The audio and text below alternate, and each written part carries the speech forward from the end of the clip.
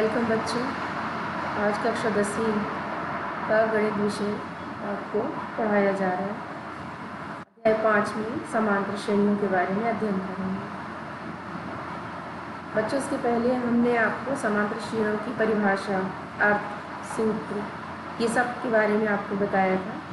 तो डी के बारे में बताया था कि डी जो है सार्वंतर होता है, कोई भी दो जो है पद उनका अंतर। एपी को समांतर श्रेणी कहते हैं। इसके बाद आइए इसके सवालों को हल करते हैं।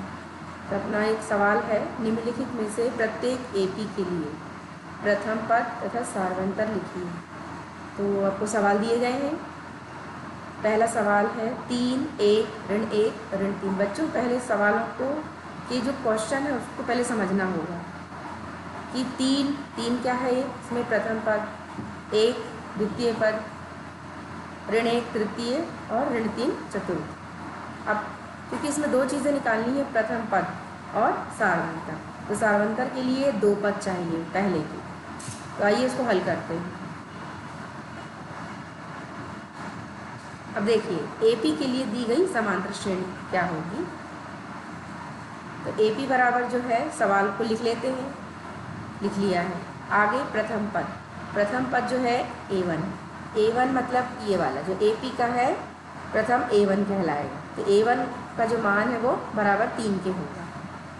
फिर द्वितीय पद को कहेंगे A2 जो है वो 1 होगा। तृतीय पद A3 जो है वो ऋण 1 होगा। चतुर्थ ऋण 3, तो A4 बराबर ऋण 3 होगा। इसी तरह अन्य आगे के भी पद होंगे। अब पहला पद देखें, पहले पद को लिखते हैं हम A, और हमने यहाँ बताया है A1 है ये पहला पद। A1 बराबर इसका मान है 3। अब सार्वंतर निकालेंगे। D बराबर सूत्र होगा A2 माइनस A1। A2 का जो मान है, दूसरा पद 1 है और A1 पहला पद जो है 3 है, ऋण 3, तो ऋण 3। अब 1 में से ऋण 3 घटाएंगे तो ऋण 2 होगा। तो इसका उत्तर हो गया, प्रथम पद जो है 3 है और जो सार्वंतर आया है वो ऋण 2 आया है।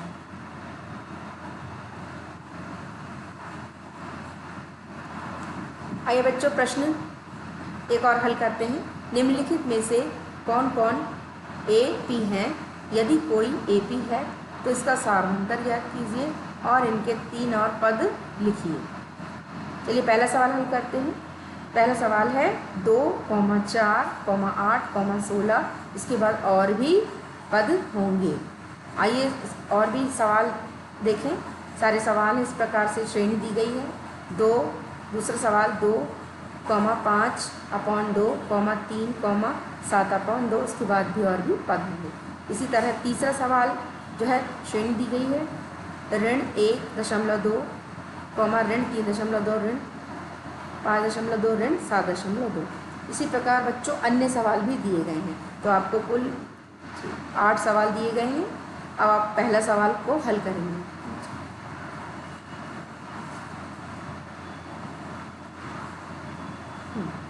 पहला सवाल है, दिया गया अनुक्रम 2, 4, 8 और 16 ये समांतर श्रेणी के जो है पद कहलाते हैं। पहला पद आपको बता चुके हैं बच्चों, पहला पद है A1 का जो मान है ये कितना होगा, 2 होगा। फिर इसी प्रकार A2 का मान होगा 4, A3 8 और A4 का मान 16। इसको इस प्रकार लिख लिया। अब दो क्रमागत पदों का अंतर क्या होता है, सर्वांतर कहलाता है। इसको कैसे लिखते हैं हम, D बराबर A2 माइनस A1। A2 दूसरा पद है 4, तो 4 लिखा। ऋण A1 पहला पद 2 है तो 2 लिखा। 4 में से 2 घटाया तो 2 प्राप्त हुआ। इस प्रकार सार्वंतर 2 हुआ। इसी प्रकार A3 माइनस A2 करेंगे। तीसरा पद जो है वो 8 है और दूसरा पद 4 है, तो 8 में से 4 घटाया तो 4 आया। इसी प्रकार चौथा A4 माइनस A3। A4 है 16 और A3 है 8। 16 में से 8 घटाया तो 8 आया। अब बच्चों आप लोग देखिए, D का जो मान दिया है, ने हल किया है, तो पहला आया 2, फिर 4, फिर 8। इसका मतलब है कि ये जो संख्या है ये बराबर या समान नहीं है। अतः दो क्रमागत पदों का अंतर समान नहीं है, अर्थात A2 माइनस A1 जो है नहीं है बराबर A3 माइनस A2 के, और बराबर भी नहीं है A4 माइनस A3, यानी तीनों जो है संख्या है मान अलग अलग है, इसलिए ये समान नहीं है। जब समान नहीं है तो जो अनुक्रम है, जो श्रेणी है, वो AP नहीं है। तो समझ आया बच्चों? अब दूसरा सवाल देखते हैं। दिया गया अनुक्रम 2,5/2, 3, 7/2, इसमें कुछ संख्याएं हैं और कुछ जो है परिमेय संख्याएं भी दी गई हैं। अब यहाँ हम A1 निकालेंगे। A1 बराबर है पहला पद 2, A2 दूसरा आ गया 5/2, इसी प्रकार तीसरा 3 और चौथा 7/2। अब वैसे ही इसको हल करेंगे हम आगे। अब सारवंतर निकालेंगे। D बराबर A2 माइनस A1। A2 कितना है 5/2, ऋण A1 है 2। अब इसको हम हल करेंगे। इसके संख्या के अंश और हर दो संख्याएं होती हैं, तो यहाँ 5 जो है अंश है और 2 हर है। इसी प्रकार यहाँ पे अंश है पर हर नहीं है, इसको 1 मानेंगे। 1 मानने के बाद इसका एलसीएम निकालेंगे, तो इसमें 2 आएगा। 2 आएगा तो इसको जब हल करेंगे तो 5 में से 4 घटाएंगे तो 1 आएगा, 1/2। D का मान हुआ 1/2। इसी प्रकार हम तीसरी जो A3 माइनस A2 इसको हल करेंगे, तो तीसरा पद 3 है और दूसरा पद है 5/2। जब इसको हल करेंगे तो इसमें भी वैसे उसी विधि से एलसीएम से हल करेंगे, तो ये हो जाएगा 6 ऋण 5/2। 6 में से 5 घटाएंगे 1/2। ठीक इसी प्रकार A4 माइनस A3 चौथा पद 7/2, ऋण तीसरा है 3, इसको भी वैसे हल करेंगे तो 1/2 है। बच्चों ये देखो, पहले सवाल से और दूसरे सवाल में क्या भिन्नता है? भिन्नता ये है कि पहले सवाल में सभी जो हैं क्रम जो है वो एक जैसी संख्या नहीं आ रही थी, और इसमें B का जो मान है एक जैसा आ रहा है, यानी 1/2 तीनों जो है B के मान आ रहे हैं। अतः दो क्रमागत पदों का अंतर समान है, तो सारवंतर 1/2। अतः दिया गया अनुक्रम AP है, यानी दी गई जो श्रेणी है वो समांतर श्रेणी है। अब हम अगले 3 पद भी इसको भी हल कर लेंगे, क्योंकि बच्चों क्वेश्चन में दिया कि अगले 3 पद भी आपको हल करने हैं। अगले 3 पद के लिए A5 तो 5वां पद होगा A5 बराबर। 5वें पद को हल करने के लिए हम क्या करेंगे, जो पद है चौथा 7/2 में धन 1/2 को जोड़ेंगे। जब जोड़ेंगे हम तो इसको भी वैसे ही हल करेंगे, तो यहाँ आएगा 8/2, कैंसिल करेंगे तो 4। A जो 5वां पद है वो 4 हुआ। इसी प्रकार 6वां पद निकालेंगे। 6वें पद को निकालने के लिए क्या करेंगे, 5वां पद जो दिया गया है 4, उसमें हम 1/2 को जोड़ेंगे तो आ जाएगा 8 धन 1/2, तो आ जाएगा 9/2, ये आ गया। फिर इसी प्रकार 7वां पद ज्ञात करेंगे, तो 7वां पद ज्ञात करने के लिए 6वां धन और 1/2 हल करेंगे, तो 10/2 आएगा। ये इसको हल करेंगे तो 5 है। अतः दिए गए अनुक्रम के अगले 3 पद जो हमने निकाले हैं 4, 9/2 और 5, ये अगले 3 पद होंगे इसके अनुक्रम के। बच्चों आया समझ में आपको सब? अब इसी प्रकार तीसरा जो है इसको हल करेंगे। इसमें पहला पद ऋण 1.2, दूसरा ऋण 3.2, तीसरा ऋण 5.2 और चौथा ऋण 7.2। दो क्रमागत पदों का अंतर D बराबर A2 माइनस A1, दूसरा पद है ऋण 3.2, में से घटाएंगे हम पहला पद को ऋण 1.2। इसको हल करेंगे, कोष्टक को जब हल करेंगे बच्चों तो ऋण और ऋण गुणा ऋण धन होता है, तो ये ऋण 3.2 धन आ जाएगा 1.2, तो ऋण 3.2 में से 1.2 को हम घटाएंगे तो ऋण 2.2 प्राप्त होगा।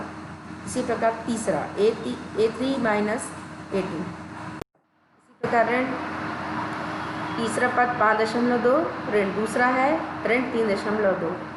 इसको भी वैसे ही हल करेंगे हम। तो ऋण 5.2 धन 3.2 दोनों घटाएंगे तो ऋण 2.2 प्राप्त होगा। इसी प्रकार चौथा पद ऋण 7.2 ऋण 5.2, ये हो जाएगा ऋण 2.2। अतः दो क्रमागत पदों का अंतर समान है। आप देख रहे होंगे जो डी का मान है हल किया गया है वो एक जैसी संख्याएं आ रही हैं, यानी ये जो है अनुक्रम समांतर श्रेणी का है और अनुक्रम एपी है। इसी प्रकार पांचवा पद ज्ञात करना है तो चौथे पद धन सर्वांतर को जोड़ेंगे। चौथा पद जो है हल किया था ऋण 7.2 में डी का जो मान है वो ऋण 2 को रखा, तो अब यहाँ इसको घटाएंगे। जब घटाएंगे तो ऋण 7.2 और ऋण 9.2 प्राप्त होगा। इसी प्रकार छठवां पद में पांचवा पद धन सार्वंतर करेंगे तो ऋण 11.2 आएगा। सातवां पद में छठा में धन सर्वांतर को जोड़ेंगे तो ये सातवां पद प्राप्त होगा। अतः दिए गए अनुक्रम के अगले जो तीन पद हैं ऋण 9.2, ऋण 11.2 और ऋण 13.2। अब आगे समांतर श्रेणी का nवां पद उसको ज्ञात करेंगे। तो इस प्रतिरूप को देखते हुए हम कह सकते हैं कि nवां पद an बराबर a धन पुस्तक n-1 पुस्तक इंटू डी है। अतः प्रथम पद a होता है और सार्वंतर d होता है। एक AP का nवां पद an बराबर a plus n-1 into D द्वारा प्राप्त होता है। बच्चों ये सूत्र है nवें पद के लिए, समांतर श्रेणी का nवां पद निकालने का ये सूत्र है। इसको आपको याद करना है, इसकी प्रैक्टिस करना है। इसके हम सवालों को आगे देखेंगे। an के को AP का व्यापक पद या जनरल टर्म भी कहते हैं। यदि किसी AP में m पद हैं तो an इसके अंतिम पद को निरूपित करता है, इसे कभी कभी L द्वारा भी व्यक्त किया जाता है। आइए अब कुछ उदाहरण पर विचार करें। आइए इसको उदाहरण देखें। AP जो श्रेणी दी गई है 2, 7, 12 और भी आगे भी संख्याएं होंगी का 10वां पद ज्ञात कीजिए। इसमें 10वां पद ज्ञात करना है, यानी n का जो मान है nवां पद कहना चाहिए, तो n का मान कितना है 10 है। अब पहला पद होता है a कितना है 2, दूसरा है d को कैसे हल करते हैं आपको बताया है। दूसरे में से पहले पद को घटाते हैं, 7 में से 2 घटाया तो 5 आया और n का जो है 10वां है n बराबर 10 होंगे। इसमें हम सूत्र लगाएंगे an बराबर a धन n-1 इंटू डी। n के स्थान पे लिखेंगे 10 बराबर a जो है 2 धन n 10 है ऋण 1 गुणा d का मान 5 है। अब इसको सॉल्व करेंगे, 10 में से 1 घटाओ तो क्या आएगा 9 में 5 का गुणा करूँ तो 45 होगा। ठीक है, तो 45 धन 2 कितना हुआ 47। अतः दी हुई AP का 10वां पद 47 इसका उत्तर होगा।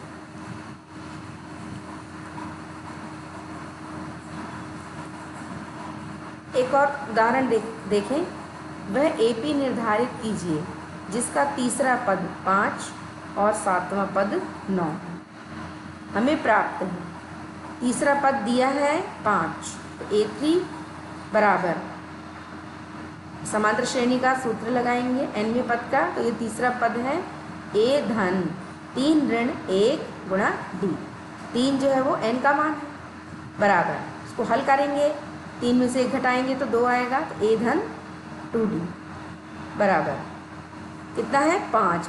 प्रश्नानुसार प्रश्न में दिया है बच्चों, देखो जिसका तीसरा पद कितना है 5 है, तो बराबर लिखा है हमने 5, इसको हमने समीकरण 1 माना।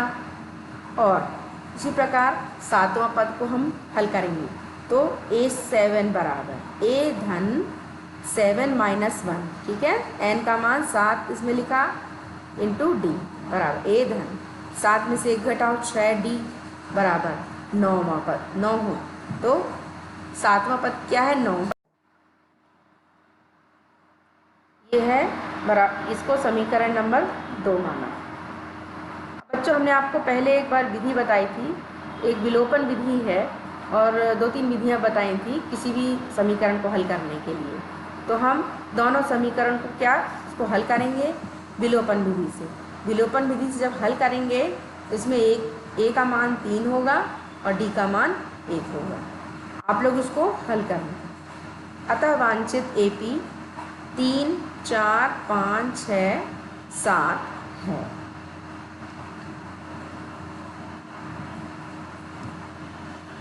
तो होमवर्क नोट करें।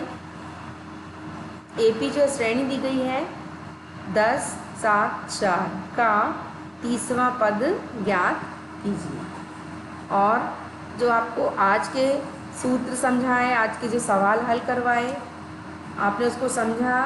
मुझे आशा है कि आज के सवाल आपको अच्छे से समझ आए होंगे। आप इसको प्रैक्टिस करना और इसको हल करना। धन्यवाद।